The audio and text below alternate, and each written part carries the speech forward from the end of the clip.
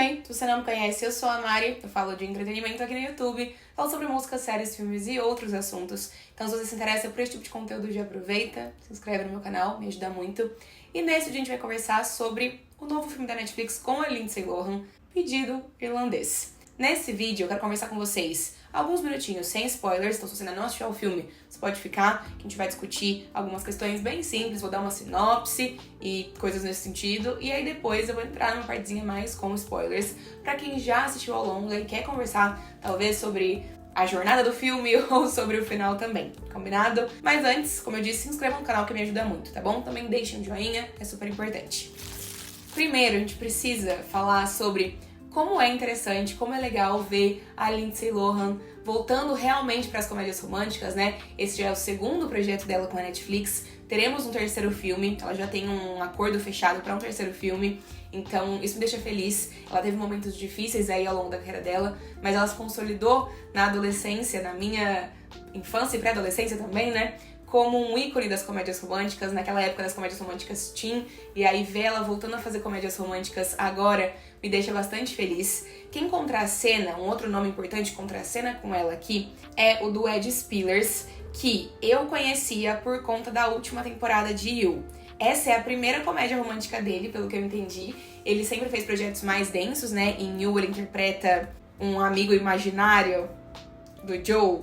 Eu não quero dar muitos spoilers sobre isso, porque vai que você também não assistiu You, né? Enfim, ele interpreta ali uma espécie de vilão na cabeça do Joe.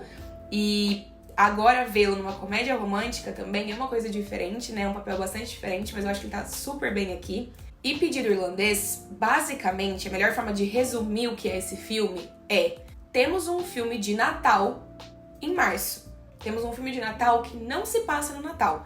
Mas se a gente colocasse árvore de Natal, decorações de Natal e o mês em que a história se passasse fosse dezembro, teríamos uma história de Natal. Teríamos um filme classicamente de Natal, porque todos os elementos estão aqui. Eu sou uma pessoa que eu sei apreciar filmes muito bons, eu fiz maratonas do Oscar e eu pesquisei coisas sobre o Oscar e tenho várias questões pra dizer, tem vídeos curtos aqui no meu canal também falando sobre alguns filmes do Oscar que eu gostei bastante, mas eu sempre vou dizer sim pra uma farofinha natalina, pra uma comédia romântica de qualidade, de baixa qualidade, de baixo orçamento, de qualidade duvidosa, de baixo orçamento, melhor assim.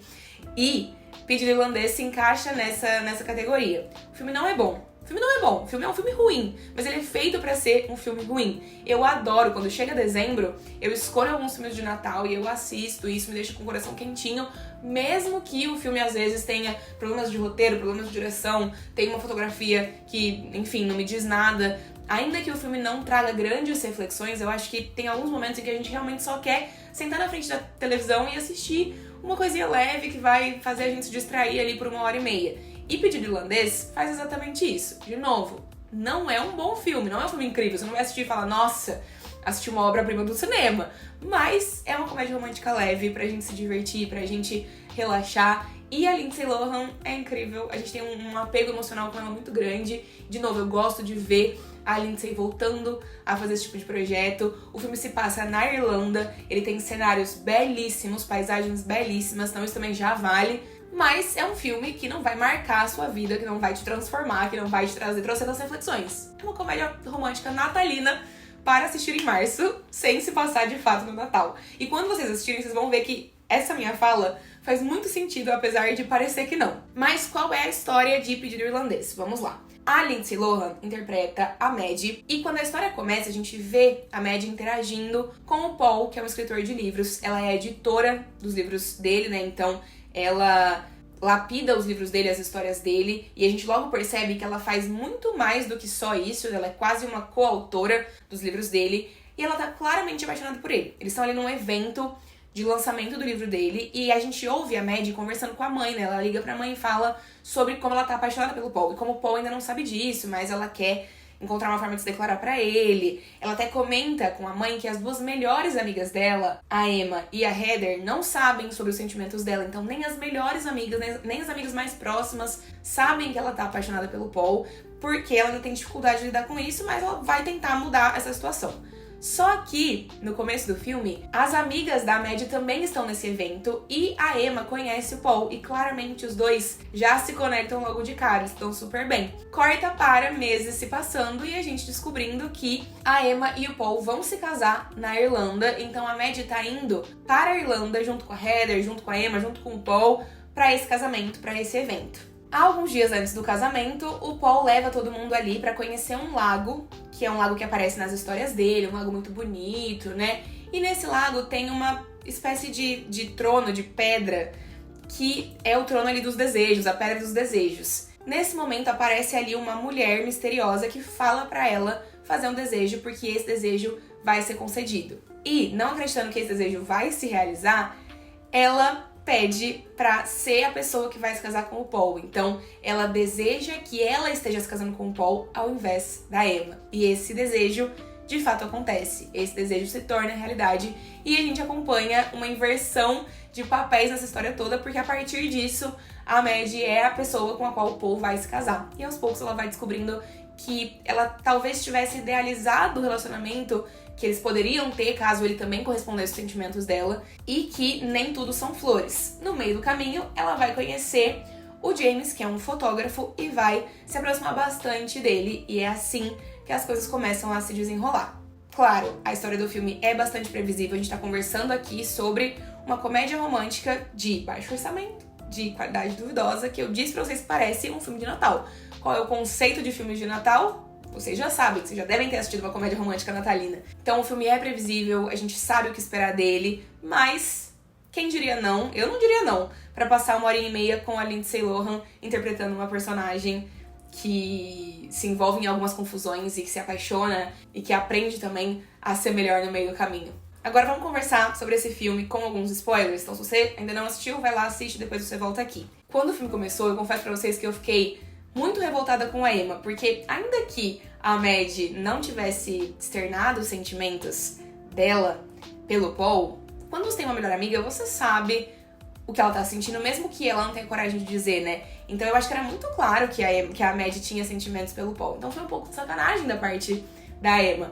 Mas o filme constrói pra gente que a Emma e o Paul eram destinados a ficarem juntos. Então mesmo no universo, mesmo na realidade em que a Maddie estava prestes a se casar com o Paul e a Emma ainda tinham essa conexão, né? Então eu achei isso interessante, ver como os dois estavam ali mesmo sendo puxados um pro outro. O que eu achei absolutamente nada a ver foi, numa das cenas finais ali do filme, a Maddie virando pra Emma e falando que tudo bem, ela podia confessar os sentimentos que ela tinha pelo Paul, com a Maddie vestida de noiva prestes a entrar no altar, e a Emma vai lá e confessa mesmo. Essa cena pra mim foi longe demais, acho que não tinha necessidade. Inclusive, toda aquela reviravolta ali do final, né?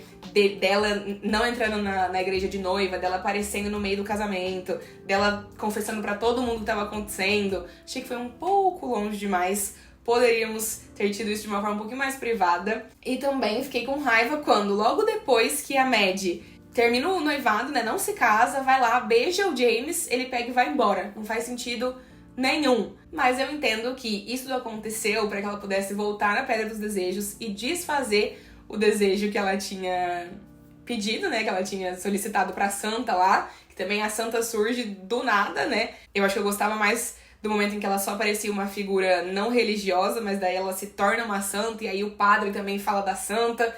Achei que algumas coisas poderiam ter sido melhor trabalhadas, ainda que o plot desse filme seja um pouco absurdo. Mas tudo isso acontece pra ela voltar na Pedra dos Desejos, desfazer o desejo, e a gente vê as coisas voltando pro lugar. Então, o casamento da Emma com o Paul acontecendo, e a Maddie indo atrás do James. E ele, obviamente, não lembra de nada do que aconteceu, porque nada aconteceu de fato, né? A única impressão que eles tiveram tinha sido a impressão do aeroporto, com ela abrindo a mala dele sem querer, porque achava que era a mala dela.